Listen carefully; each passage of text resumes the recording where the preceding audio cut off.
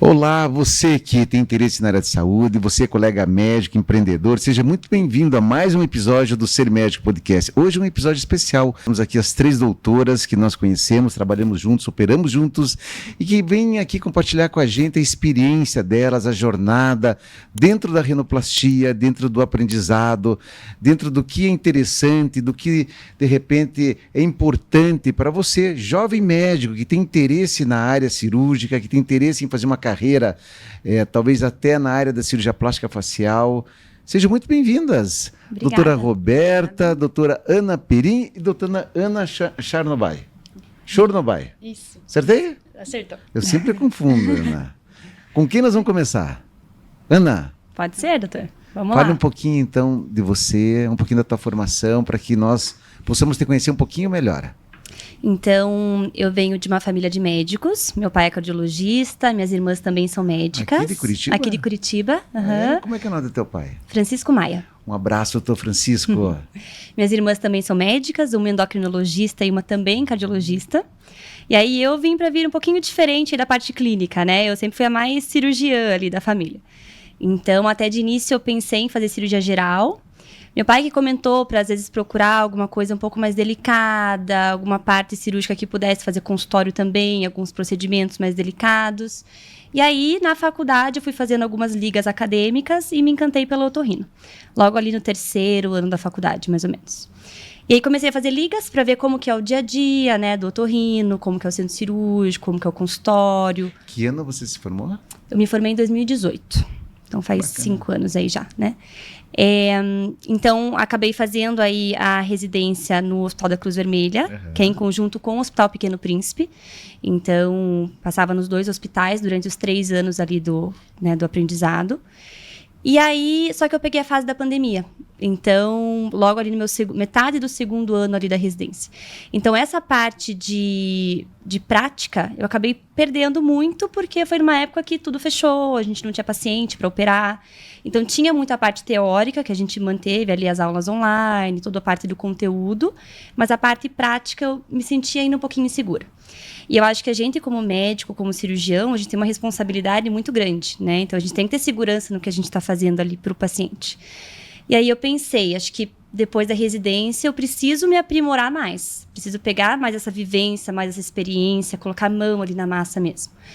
E aí, procurando, na residência eu vi que gostava mais da parte mais de plástica da face.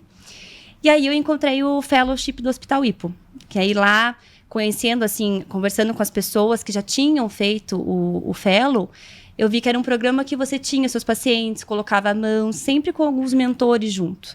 E eu acho que isso é muito importante, né? Porque a gente ia aprender a técnica, o passo a passo da técnica, isso a gente abre um livro, aprende, a gente vê aula, aprende.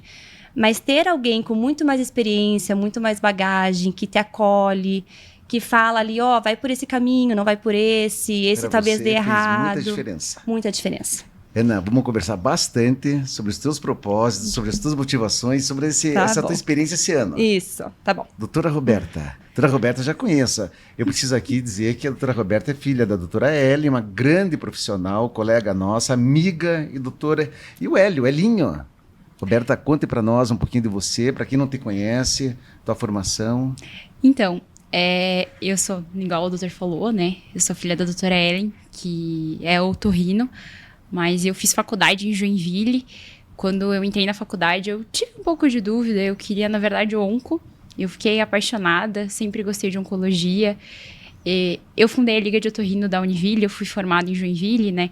Então, eu fiz toda a minha formação fora de Curitiba, então eu tinha muita liberdade para passar todas as especialidades que eu gostava. Me aventurei na pediatria e nas especialidades cirúrgicas. No último ano, eu tinha ficado muito em dúvida. E até eu fui fazer um intercâmbio, eu fiquei 30 dias na Rússia. Eu fiz estágio em cirurgia plástica e eu fiz estágio em cirurgia geral. E aí foi que eu tomei a decisão e que eu decidi e que eu resolvi fazer otorrino mesmo. Bacana. Então, eu sou muito a favor de ir atrás, de ir nas especializações e ir para fora. Eu acho que é uma experiência única. Você ir numa outra universidade, você ir em um outro serviço e você fazer uma escolha sem a influência da família, porque isso é muito difícil, você vê no dia a dia. Eu tô acostumada desde pequena a acompanhar a minha mãe, eu ia no hospital, eu via a rotina dela com os pacientes, a rotina de sobreaviso, e às vezes sair um pouco da zona de conforto, né? Muda muito a perspectiva. Tanto que eu fui para a Rússia, em pleno inverno russo, para a Sibéria. Bacana. A doutora Roberta é irmã da doutora Flávia também, colega, cirurgiã plástica, e que ano que vem estaremos juntos, né, Roberta, no IRP, que é o Instituto de Rinoplastia e Plástica do Paraná. Doutora Ana Chorno. Então vamos lá. Eu, um pouquinho diferente das meninas, eu não venho de família de médico, eu sou a primeira médica da família. Meus parabéns. Eu vim do interior, uma cidadezinha pequena chamada Rio Azul. E desde pequena eu queria ser médica. Um pouco pelo fascínio que a gente tem pela profissão, né? E aí foquei nisso desde pequena. Aí eu fiz a faculdade aqui na Universidade Federal do Paraná. E durante a faculdade, 2 especialidades me chamaram muita atenção. A otorrino, quando eu passei no estágio, que era algo que eu nem imaginava que eu ia gostar. E a outra especialidade foi a cardiologia. Tanto que quando eu me formei, eu comecei a residência em clínica. E aí... Não sabia. Aí eu fiz 3 meses de residência, só que aí eu percebi que, na verdade, o que eu mais gostava mesmo era o otorrino. E aí eu desisti da residência e trabalhei por 3 anos. Aí eu passei na residência aqui no Cajuru. Foi a residência ali pela PUC. E eu completei na mesma época que a Ana, que foi quando teve a pandemia. E foi a minha motivação de continuar depois também me aprimorando um pouco mais. Parte dela também foi por conta de um certo prejuízo que a gente teve durante a pandemia. Entendi. No Cajuru a gente teve muito atendimento em trauma, mas o que eu mais gostava era da plástica. Ana, então agora nós vamos começar por você, tá? Então, beleza. É com você, na verdade. Conte para nós um pouquinho, assim, o que é um programa o que significa um programa de fellowship para você? O que é um fellow? Às vezes as pessoas perguntam, mas o que é ser um fellow?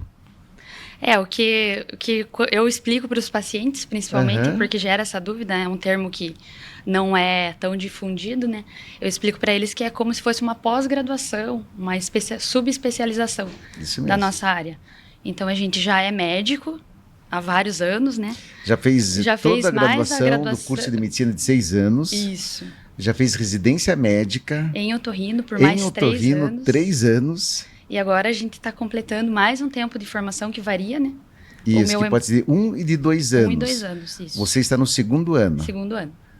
Ou seja, depois de formada, depois de 6 anos, já tem 5 anos. 5 anos. Ou seja, são 11 anos, pessoal, de formação. É bastante tempo, né? Bastante tempo. É por isso que a medicina, a gente sempre diz, né, que é um lifelong learning, a vida inteira. Você começa a estudar e não para mais. E não dá para pensar nesse tempo, né? E não dá. Você vai curtindo no caminho e vai quando você vê, acho que um dos grandes segredos é esse, é você curtir a tua jornada, o processo, e não ficar só querendo que chegue o final. Vai curtindo, vai fazendo relacionamentos, amizades, atendendo pacientes e seguindo o teu propósito, que é fazer uma medicina ética e ajudando as pessoas. E até porque no final desses 11 anos a gente já está pensando no que vem, no que vai continuar fazendo, né? Excelente, nunca pare. Vamos falar com você, Ana, de novo? Vamos lá. Ana, o que te levou a fazer? Eu sei que você teve toda essa necessidade de ter o hands-on, né? Que é colocar a mão na área cirúrgica, no momento logo após a pandemia, um momento difícil para todos. Mas assim, tem algum outro motivo que te levou a fazer esse programa de fellow, numa área que você, de repente, escolheu para você, que é a área da cirurgia plástica da face? Uma das coisas que meu pai sempre me ensinou é sempre colar em quem tem sucesso. Então, sempre aprender com quem sabe mais, com quem pode te estimular mais, que faça você crescer. E eu acho que ali o fellow, não só pelo programa, como funciona, a estrutura do hospital, que o hospital tem bastante estrutura, a gente pega a segurança não só em cirurgia, mas em consulta, em emergências, a gente acaba aprendendo o otorrino no geral, né? Não só a plástica em si. A gente enfoca bem na plástica, mas essa parte também que é importante, né? A gente sai com bastante experiência, bastante segurança. E uma das coisas que eu vi é que os mentores que poderiam me acolher ali, que poderiam estar junto comigo na cirurgia, pegar na minha mão, me ensinar, eram pessoas muito renomadas já, não só de Curitiba, mas do Brasil todo, com a experiência na plástica da face, que é o que eu busco, né? Então eu vi que eu iria aprender com os melhores. Então isso foi uma coisa que também me estimulou muito a fazer o programa do Fellow ali no Hospital Hipo também. Bacana. Né? E porque assim, quando a gente vai fazer, a gente tem a sensação que a gente sabe muito na cabeça. A hora que a gente pega no paciente, a gente vê que é muito diferente, né? Parece que a gente vê as dificuldades ali, né? Então, você ter alguém do teu lado que te passe segurança, que fale, pegue na pinça assim, não pegue assim, vai ser um pouco mais fácil, você vai ter um ângulo melhor. Então, pequenos detalhes que ajudam bastante a gente a ter uma técnica melhor, assim, ter um resultado melhor. E não só isso, mas poder discutir casos também, porque principalmente a rinoplastia, o nariz ele está no centro do rosto, né? Então a gente não pode mexer só no nariz, a gente tem que ver o que vai harmonizar, o que vai estar proporcional ao rosto do paciente. E cada paciente tem ali os seus ângulos e tudo diferente um do outro, né? Então a gente tem que pensar também nesse paciente, qual que é a técnica que vai melhor? Nesse paciente, será que a gente baixa mais o dorso, ou a gente tem que aumentar um pouquinho mais o dorso? O que vai ser melhor? Então, esse tipo de experiência e olhar e saber o que fazer, não só saber a técnica em si, mas saber o que eu vou fazer melhor para o meu paciente. O julgamento. O julgamento. Isso é muito com experiência. E a gente ter essa experiência com quem já tem experiência suficiente, sabe, tem segurança, eu acho que isso é o mais importante. O papel do mentor é exatamente esse que você comentou. Não é não só fazer os shortcuts, que são os caminhos mais curtos, mas mostrar um caminho certo que ele já errou. Então, isso vai te poupar tempo, vai te poupar, de repente, um caminho árduo que não precisa ter. Esse é o papel do mentor. E eu fui um dos primeiros fellows lá do Hipo, junto com o Dr. Jair Demetrios. Agradeço muito ao Dr. Marcos Mocelin, ao Dr. João Luiz e ao Dr. Evaldo Macedo, que hoje é o coordenador lá do programa do NEP, né? E quantas gerações de médicos passaram lá, como eu fui como vocês, né? Só há 23 anos atrás. Então, eu acho que esse aprendizado que nós tivemos e que outros médicos têm de poder compartilhar com os fellows que estão saindo é muito bacana, né? Com certeza. Bacana. Doutora Roberta, o que te motivou a fazer um programa de fellow? Então, uma das maiores motivações foi um pouco por conta da pandemia. Eu fiz residência no Hospital de Clínicas e o meu programa de residência foi muito afetado.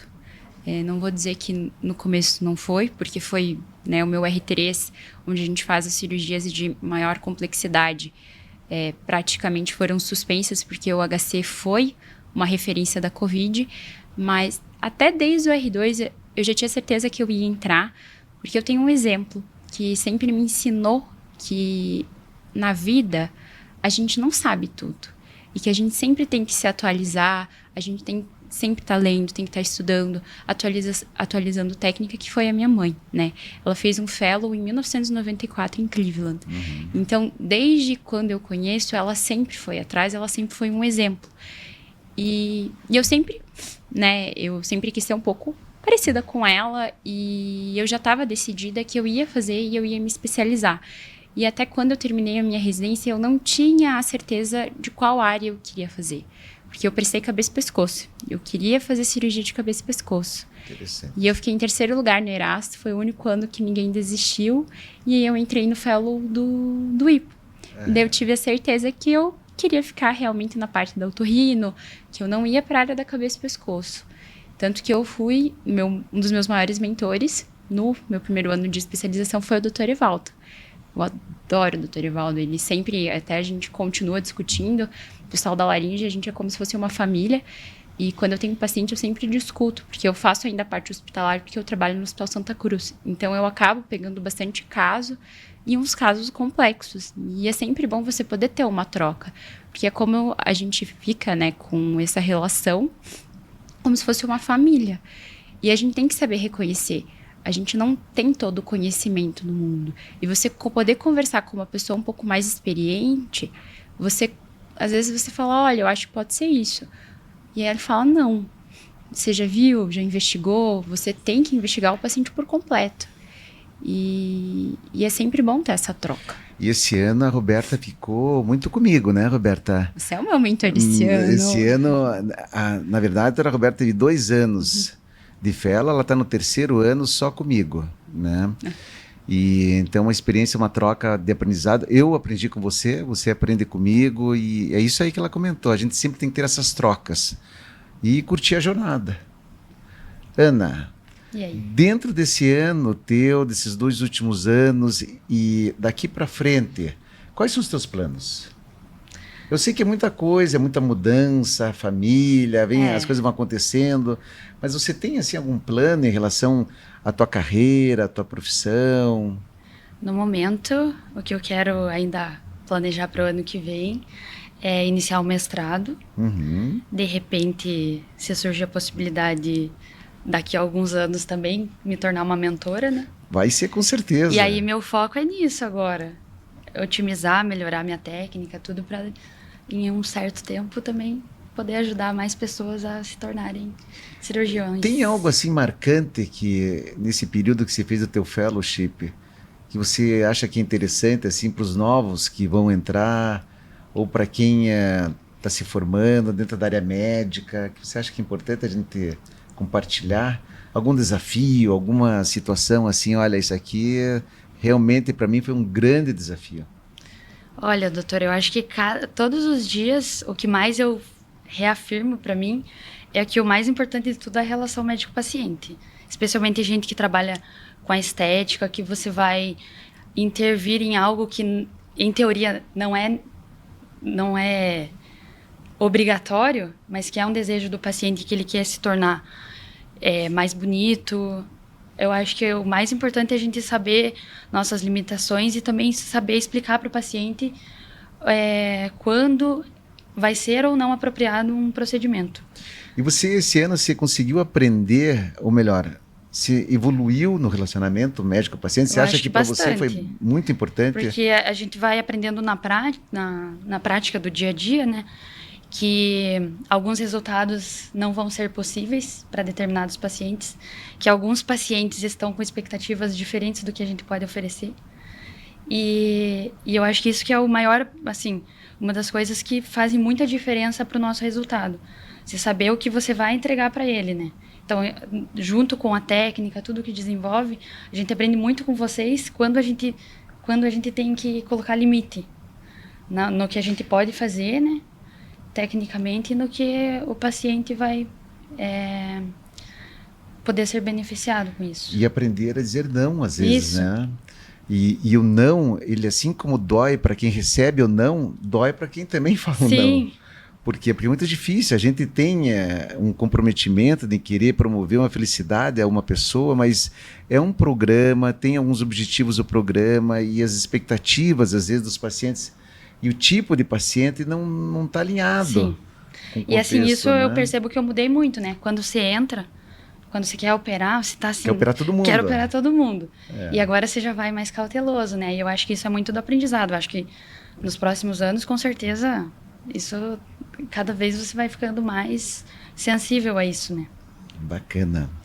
Ana, qual assim... Eu vi que você comentou algo que eu achei muito interessante, né? Dentro do aprendizado, que não é só técnica cirúrgica, né? Uhum. Tem outros aprendizados. Compartilhe com a gente aqui o que você leva, né, para a tua vida profissional, em termos de experiência, que você acha que foi um grande desafio, um aprendizado. Porque todo desafio gera um aprendizado, né? Com certeza. Eu acho que isso que a Ana falou é muito interessante, é muito importante. Realmente, no começo, a gente quer volume, a gente quer colocar a mão na massa e quer fazer, né? Mas exatamente isso, enxergar o paciente, não só o nariz dele, né? O que ele tá ali é um paciente, te queixando. Né? Ele é um paciente como um todo. Então, ver como é que tá o emocional dele, se às vezes ele tem indicação de fazer cirurgia, mas esse é o melhor momento para ele fazer cirurgia. Ele tá bem psicologicamente, ele já amadureceu a ideia que às vezes a cirurgia, ela demora até 1 ano para ter um resultado final. E tem todo um processo, né? Não é só o ato da cirurgia em si. Tem a nossa parte do cirurgião de fazer a cirurgia, mas tem todo o pós também que a gente precisa do paciente. Então, acho que conversar muito com o paciente, entender como que é o dia a dia dele, quais são as expectativas dele, deixar bem claro, às vezes, algum paciente que tem alguma limitação mesmo, a pele mais grossa, às vezes tem alguma alteração que a gente não vai conseguir entregar aquele resultado que ele sonha naquele nariz, por exemplo, né? Então, ele quer, por exemplo, eu quero o nariz igual ao do meu amigo, e talvez nele não ficaria legal. Então, acho que a gente ser sincero com o paciente e colocar para ele, ó, eu consigo isso, talvez isso para você não vai ficar legal. Ou vamos fazer uma avaliação psicológica antes, vamos alinhar as expectativas antes de fazer alguma coisa. Eu acho que isso torna tudo muito mais seguro, tanto para o paciente quanto para a gente também. Né? Então, acho que isso deu para aprender muito esse ano, com certeza. Foi um amadurecimento muito importante, não só de técnica, mas desse contato com o paciente. Eu acho que esse é o grande aprendizado, sabia? É porque a técnica, você lê num livro, você troca uma ideia com um colega, você desenvolve a técnica, você aprimora ela, e com o tempo você vai ganhando experiência e vai evoluindo na técnica. Agora, esse tipo de observação, de postura, de relacionamento, isso nem todo mundo consegue. Exatamente, às vezes leva anos, né, para a pessoa. Existem excelentes cirurgiões, tecnicamente perfeitos, mas eles pecam em ter aquele relacionamento, a maneira de conversar, porque eu sempre digo assim, ó, que é muito difícil o médico entender que nós vendemos algo, e hoje todo mundo vende. Quem falar que não vende, não sabe o que está falando. Quando você está numa festa, numa reunião, você vende uma conversa. Quando você está num relacionamento, você vende um carinho, uma ajuda a alguém. É uma troca, né? E quando você está com o paciente, você está vendendo um serviço, é um serviço. Então, a gente tem que sempre se colocar que a gente tem que ter um controle emocional, né? Conversar com o paciente, mais ouvir do que falar. Sim. Porque se ele está lá para comprar um serviço, vamos para as pessoas entenderem o que significa isso. Você tem o teu direito de falar, de mostrar, de perguntar, de questionar, de reclamar, e nós temos que saber ouvir. Com certeza. E esse é o aprendizado, hein? Sim. Esse é uma grande chave, eu acho, do sucesso do médico, é saber ouvir. E a gente também, uma outra coisa que eu aprendi muito aqui com o programa é que quanto mais a gente sabe, mais a gente tem a ideia de que a gente tem que saber mais ainda. Então, que não está suficiente. Então, quanto mais conhecimento, mais a gente vê que está faltando ainda saber um pouquinho mais. Então, acho que isso também é bem importante. A gente fica um pouco mais... não receoso, mas a gente sabe o limite que a gente pode ir. Porque a gente sabe as complicações que podem acontecer, o que pode acontecer, que talvez se você não tem conhecimento suficiente, você não sabe os problemas que aquilo pode levar. Então isso no programa é uma coisa que eu aprendi bastante também. Isso é muito importante também. Parabéns. Doutora Roberta, eu sei que você já tem uma experiência pós-fellow, você já está no mercado de trabalho. E como é que você vê hoje o mercado de trabalho, não só em Curitiba, eu sei que você tem alguma atividade também fora de Curitiba. Então, para o jovem médico. Hoje em dia, os grandes centros, eu vejo que eles estão um pouco saturados, porque como a gente tem uma formação de muitos profissionais, às vezes isso acaba dando uma desvalorização no valor do próprio honorário. Mas por que isso às vezes acaba acontecendo? Às vezes a gente sai formado na pressa de ganhar dinheiro. Todo mundo quer um plantão, e às vezes você acaba entrando você fala, parece ser uma boa oportunidade. Eu já vou dar o meu exemplo. Quando eu formei, me ofereceram plantões. Plantão na UPA, falava que pagava super bem. Cheguei lá, eu não botei em risco meu CRM, porque você não sai preparado. E todo mundo acaba aceitando, às vezes, um valor que é abaixo do mercado. Porque é a lei da alta demanda, da oferta e da procura. Quanto mais profissionais tiverem, menor vai ser a remuneração. E ninguém às vezes tem coragem de ir para o interior, ninguém quer sair da zona de conforto. Então, quando você acaba tendo muito profissional, eles acabam aceitando valores abaixo do mercado. Então, o médico, ele fica saturado nas capitais, porque ninguém quer ir para o interior, ninguém quer ir se aventurar em outras cidades, né? Você sentiu esse impacto do grande número de profissionais da nossa área no mercado de trabalho aqui em Curitiba? Aqui em Curitiba, sim. Tá. Baixou o valor do plantão, né? Entendi. Então, mas falando assim, em todos os aspectos de consulta, consultório, não só de emergência, existe um número grande de profissionais que atuam aqui? Sim, quando consultório. Quando você está começando o consultório, às vezes você tem um baixo volume de paciente, porque até para eles te conhecerem, você tem que encontrar uma maneira, né? Então, otorrino, em Curitiba, tem muito otorrino. E se você não se posiciona, se você não faz propaganda, se você não faz Instagram, se você não trabalha pouco, o consultório ele fica com uma baixa procura de pacientes. E como é que está em outras regiões do país? Conte para mim um pouquinho aqui, para nós, né? Como é que é essa experiência que você está atendendo fora? Acho que vale a pena compartilhar com a gente. Até por causa do que eu vejo isso como uma admiração, porque eu fiz muito disso também, sabe? Eu acho que a gente tem que sair da área de conforto e para novos caminhos, novos ambientes, para poder se desenvolver. Então, eu não comentei aqui, mas eu tenho trabalhado em Boa Vista, em Roraima. Toda vez que eu falo, as pessoas perguntam por que lá? Um amigo pessoal da minha mãe, ele era otorrino, ele acabou falecendo e Você teve uma grande oportunidade de trabalho também. De lá. trabalho. E a cidade te acolheu.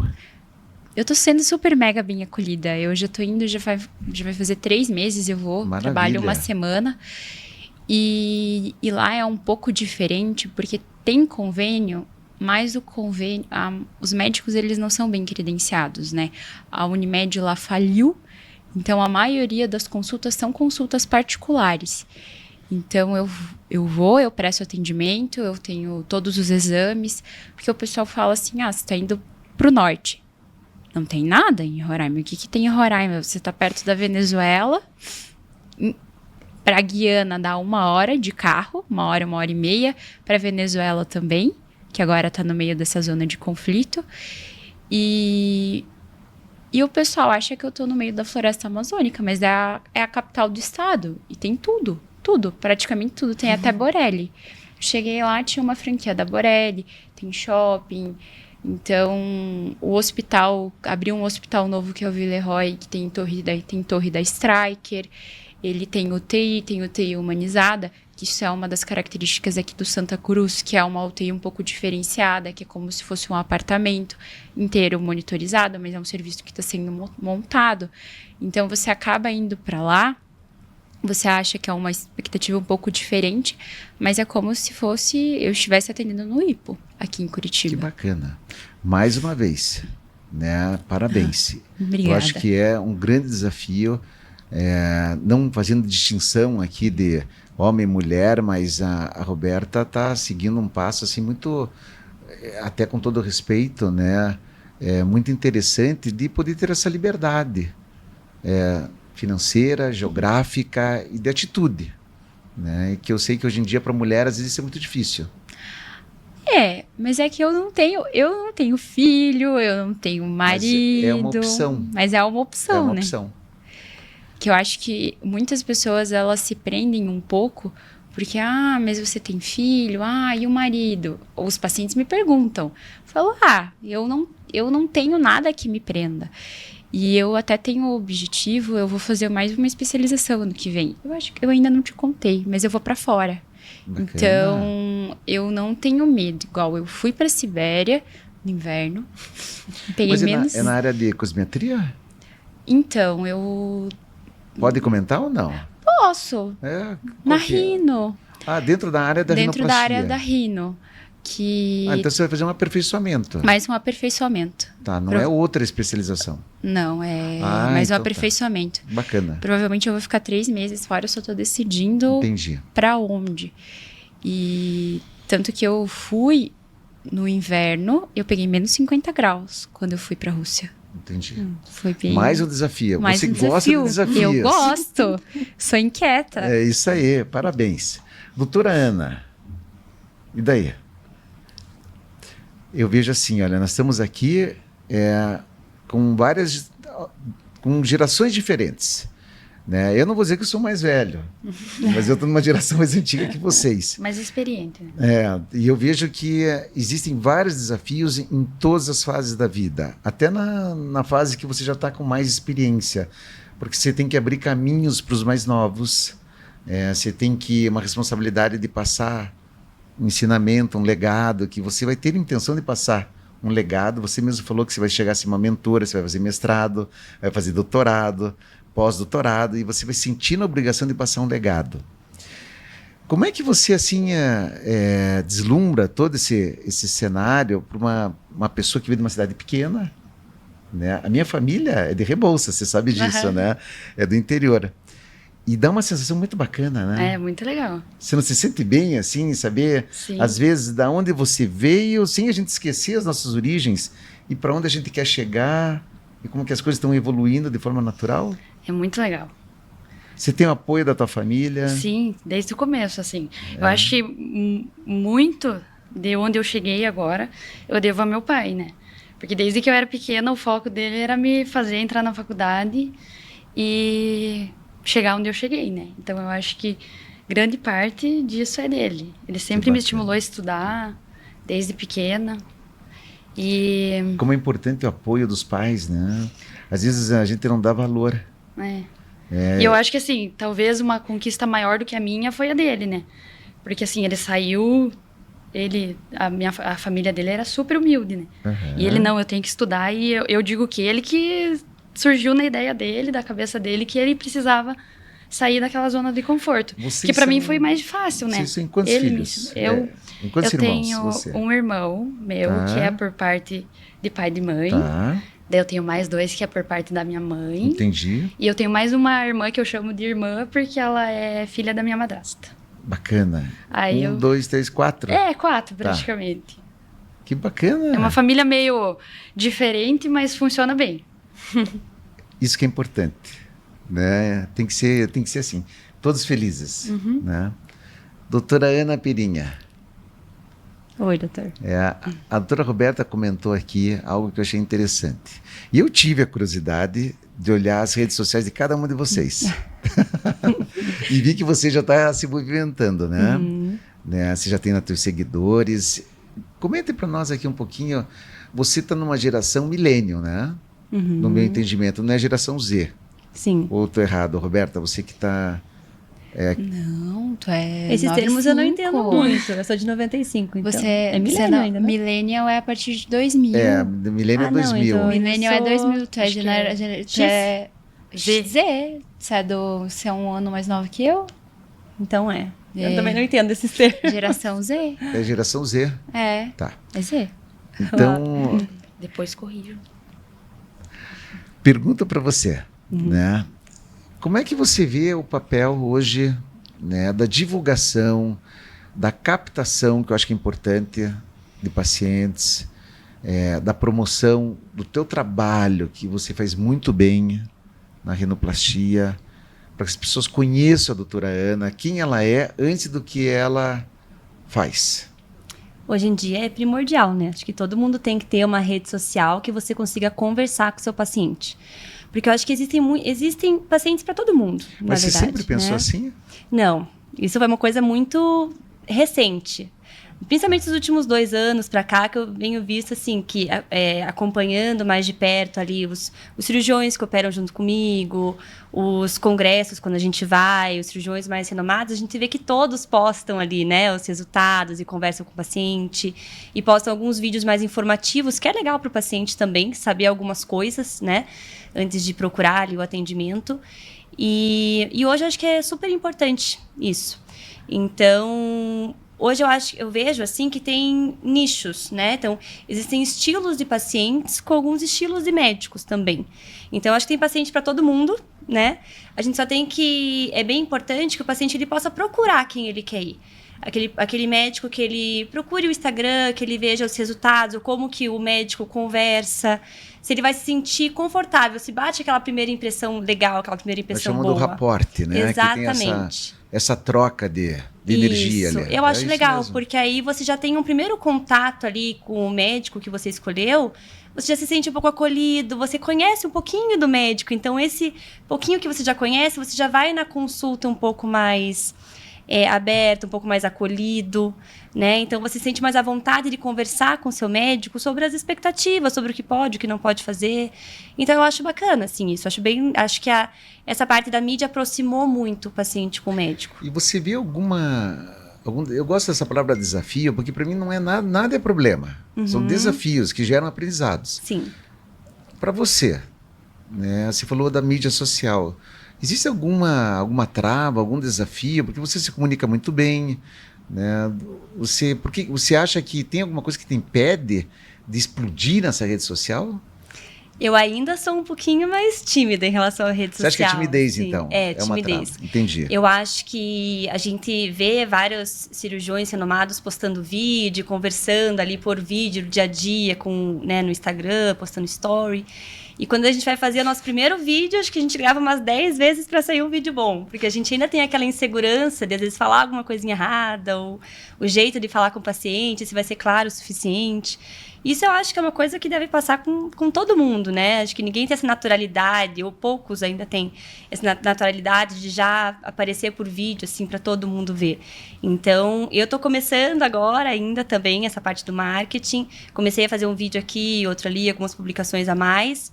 E assim eu vou me sentindo mais próxima dos pacientes e vendo que realmente é legal o conteúdo que eu estou colocando ali, que eu vou levar alguma coisa mais benéfica para o paciente. Então isso vai estimulando a gente a continuar fazendo mais vídeos e mais publicações. Mas é super importante, hoje em dia acho que tem que ter mesmo. Bacana. E agora, né, a partir do ano que vem, nós vamos ter aí a Lei 3626, é isso a produção do CRM? Inclusive nós temos Já discutimos aqui com um grupo de advogados aqui do direito médico e que vai nos trazer também grandes aprendizados na publicidade médica. Legal. 2336, se eu não me engano. Consegue confirmar para nós, só para não falar besteira? Doutora Roberta também. Eu sei que está na mídia social aí. Conte para nós, doutora Roberta, qual que é o teu desafio? Meu maior desafio é trazer conteúdo médico mesmo pro meu Instagram. Porque o meu Instagram, na verdade, eu acho que, assim, para quem se aventura às vezes um pouco, eu trago muito do meu dia a dia, né? Eu gosto de trazer minha rotina de treino, às vezes eu gosto de postar algum conteúdo que eu acho engraçado. E eu adoro dar dicas sobre restaurante. Eu gosto de falar sobre, né, sobre moda, sobre viagem, compartilhar muito do meu dia a dia pessoal. E eu me travo um pouco para trazer um pouco de conteúdo médico, porque eu tenho um pouco de perfeccionismo. E aí eu nunca acho que o vídeo tá bom, ou às vezes eu falo, essa roupa, não gostei dessa roupa, essa foto não condiz, assim, com quem eu sou hoje. Às vezes eu dou uma olhada no meu Instagram, eu arquivo algumas fotos porque eu acho que não condiz com a pessoa que eu sou hoje em dia. Ou, às vezes, a roupa, não gostei do meu cabelo. E isso, às vezes, me trava para postar algumas coisas. Então, vou dar uma opinião aqui, uma sugestão. Tá? Ser menos perfeccionista. O feito é melhor que o perfeito nessa área. Tá? Façam. Não tenham medo de errar, não tenham medo de se expor. Né? Vocês são profissionais já extremamente qualificadas. Por quê? Porque são médicas, já fizeram uma especialização.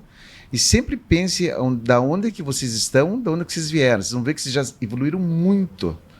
Né? Vocês já têm fellow, que muita gente nem fellow tem. Então, em termos de conteúdo, vocês sabem e sabem muito. Né? Até vocês podem aprofundar mais do que muita gente que já está na área. O que eu sugiro só, que se isso se normalmente ocasionar uma insegurança, é não aprofundar tanto o assunto. Até porque a pessoa que está do outro lado, ela não quer esse grau de profundidade de conteúdo. Ela quer mais, assim, as coisas banais do dia a dia. O simples. E mostrem que o simples vocês dominam e dominam muito bem. Porque eu sei que vocês dominam. Então, só que o outro tem que saber. Tem que mostrar. Conte para nós um pouquinho, doutora Ana. Qual que é o teu desafio na rede social? Eu acho que parte dele é semelhante ao da Ana. A gente tem uma rotina bem parecida. Timidez? Então, timidez um pouquinho ainda. A gente começou a movimentar o Instagram, principalmente, que eu acho que é a rede social que, pelo menos no primeiro momento, é o que mais é impactante, assim, pra gente. E eu ainda tenho uma certa dificuldade para gravar também conteúdo, um pouco você é tímido, você acha que não tem desenvoltura, então... Normal. Mas já tá evoluindo um pouquinho. E uma das coisas que me surpreendeu foi que tem bem mais interação do que eu achei que teria. Você sabia que os vídeos dessa forma, que você erra, fala besteira, Os que você às vezes até tem aqueles problemas de linguagem, são os melhores para engajar. Eu acho que traz mais proximidade com o paciente. Isso, porque mostra que você é normal. Se não como ficar qualquer engessado, outro. Se não aquele fica negócio engessado, técnico, aí não chama atenção. não fica legal. Então, sugestão também, tá? Não pare. Sim. Vai com besteira mesmo. Você sabe quantas vezes aqui, a produção está aqui, eu editei um vídeo da minha fala? 0 mesmo. Pati, quantas vezes eu editei um vídeo meu? Meu, não do convidado. Que eu acompanhei, eu vi poucos, viu? Eu não me lembro. E olha que eu já estou, acho que no episódio número 80 do Ser Médico. Fora os outros. Então, vai com besteira, vai com erro, vai do jeito que vocês fazem, que é o melhor vídeo. Sugestão, tá? Nós trouxemos aqui o livro do Ser Médico para vocês, com dedicatória, né? E é de coração, eu desejo sucesso na jornada da rinoplastia, mas eu desejo um sucesso muito mais na vida. Vocês têm uma competência enorme, eu conheço vocês muito bem, tecnicamente falando, cirurgicamente, nós operamos muito, né, esse ano, então foi muito bacana, agradeço a ajuda de vocês e gostaria que vocês finalizassem aqui com algumas palavras. Quem que vai começar? Posso começar? Eu queria agradecer muito ao doutor por realmente pegar a gente na mão, não só da parte técnica, mas essas dicas do dia a dia, dicas de como a gente pode crescer. São dicas que às vezes as pessoas que já estão super bem na vida, às vezes nem passam. Como é que eu vou passar minha dica valiosa para o outro crescer também, né? E o doutor é super generoso em relação a isso. Então, muito obrigada pelas dicas, assim, que às vezes são simples, mas que fazem toda a diferença. Muito obrigada por acolher a gente super bem. A gente sabe que mesmo aí terminando o fellow, a gente pode contar com o doutor. Às vezes tem algum caso mais difícil, alguma dúvida que a gente tenha. A gente se sente muito aberta de conversar com o doutor sobre isso. Bacana. Então, muito obrigada. De coração Tamo mesmo. junto. Obrigada. Né, tamo junto. Doutora Roberta, nós vamos continuar ainda, né? Antes de você viajar. Viajar? Ah, É. claro. Então tá. Você... O doutor sabe, né, que eu passo a maior parte do tempo no centro cirúrgico com o doutor. É verdade. Então, a gente tem uma troca muito, muito intensa desde que tudo começou, mas coisas que eu não esqueço. Postura, maneira de conversar, o que você quer passar. São várias coisas do dia a dia que, às vezes, você não pega, de ficar com vários, né? Eu tô no meu 3º ano, esse ano eu tô, né, na segunda não, mas terça, a maioria dos meus dias com você, e isso muda muito a maneira como que você encara até na tua própria cirurgia, ou a tua postura com os pacientes, e você leva isso como uma filosofia de vida, né? É isso mesmo. Então... Não é só na cirurgia, a gente tem que ter isso com tudo. Na vida. Atleta de alto rendimento, saber que o cirurgião, né, ele é um atleta de alto rendimento. É um profissional de alto rendimento. Isso a gente sempre conversa, né, Roberta? Você que me ensinou e abriu o meu olho. Também foi uma das motivações eu começar a treinar ainda muito mais do que eu estava treinando, né? Não tem meio termo. Não aguenta. Né? Senão você não aguenta. Não. Você vai ficar medíocre. Então você tem que se exigir ao máximo, fisicamente, mentalmente, meditar. Porque senão você vai ser... Não, você não consegue. Você não Até para manter foco. Para você manter o foco na cirurgia, no passo da cirurgia. Porque daí isso acaba evoluindo e a cirurgia ela flui melhor. Porque daí você está preparado. Você tem que parar e pensar em todas as possibilidades até para você poder resolver a tua complicação. É isso mesmo. Então, é igual você fala para mim, do mindset. É o mindset do cirurgião. Boa, Robertinha. Bom, agora eu fiquei... As meninas já falaram. Fique tranquila, já falaram por você. Já falaram por mim, né? Queria agradecer muito, doutor, a participação aqui no podcast. Eu acho que é super importante também expor para outras pessoas que de repente estão pensando se vão ou não fazer. Eu acho que é super válido. É super produtivo de diversas maneiras, né? Além do que as meninas falaram de você disponibilizar para a gente tantos anos de experiência, técnica, o conhecimento do dia a dia. Eu acho que uma coisa que eu também acho super importante é quando a gente tá ali inseguro na hora e você fala, vai, você consegue. Então, você dá aquele empurrãozinho, às vezes a gente só precisa disso. É verdade. Você tá inseguro, mas você sabe o que tem que fazer e a gente precisa do empurrão. E às vezes, eu vou falar aqui pelos professores, os mentores, eles acreditam naquele momento mais do que no a gente. mentorado do que vocês mesmos acreditam em vocês, A sabia? gente acha, não vou conseguir. Vocês têm paciência de deixar Vai a que você gente... consegue. É. Né? Pessoal, é isso aí. Então, nós estamos finalizando. Posso terminar só? O espaço é teu, por favor. Não, é que eu queria só abrir um espaço também, que nesses últimos 2 anos é super corrido tudo, e eu queria agradecer também o meu noivo e meu amor. Como é que é o nome dele? É o Luiz Felipe. Luiz Que ele Felipe. sempre tá junto comigo, ele que tá me estimulando agora no Instagram também. Se não fosse ele, eu acho que eu não teria engrenado nisso. Luiz Felipe, um abraço, parabéns, desejo felicidades ao casal, futuro casal, parabéns. Luiz Felipe, Isso. é médico? Ele é dentista. Dentista. Ele é profissional da área de saúde. Isso. Então, fazer um convite ao Luiz Felipe aqui para, de repente, nós fazermos aqui um bate-papo, Pode ser. né? Ele já é mais tem mais desenvoltura aqui. Ah, é? É. Luiz Felipe, você está convidado. Venha participar aqui num podcast nosso. Me pergunta às vezes por que podcast, né? Porque não é só porque está em hype, está na moda. É porque é um espaço democrático, um espaço aberto, acessível a todos os profissionais da área de saúde. Vou falar aqui, como diz a Paty, um jabá aqui do podcast do Cristal, do Ser Médico Podcast. Hoje nós temos mais de 12 hosts que são profissionais da área de saúde, não necessariamente somente médicos, mas profissionais que trabalham com a saúde, voltados a passar conteúdo, informação simples, mas sérias, com engajamento, com ética, a você que está aí do outro lado, seja no Spotify, no YouTube, nas redes sociais, através dos cortes. Luiz Felipe está convidado já. Tá convocado, velho. Parabéns a vocês. Pessoal, então vamos encerrar. Agradeço de coração a você que está aí do outro lado, pelo seu tempo, que está nos ouvindo, que também, como eu comentei aqui, está no Spotify, no Facebook, em todas as redes sociais. Eu sei que, às vezes, um insight, uma pequena colaboração nossa aqui já vai fazer diferença na sua vida. Bora ser feliz, pessoal!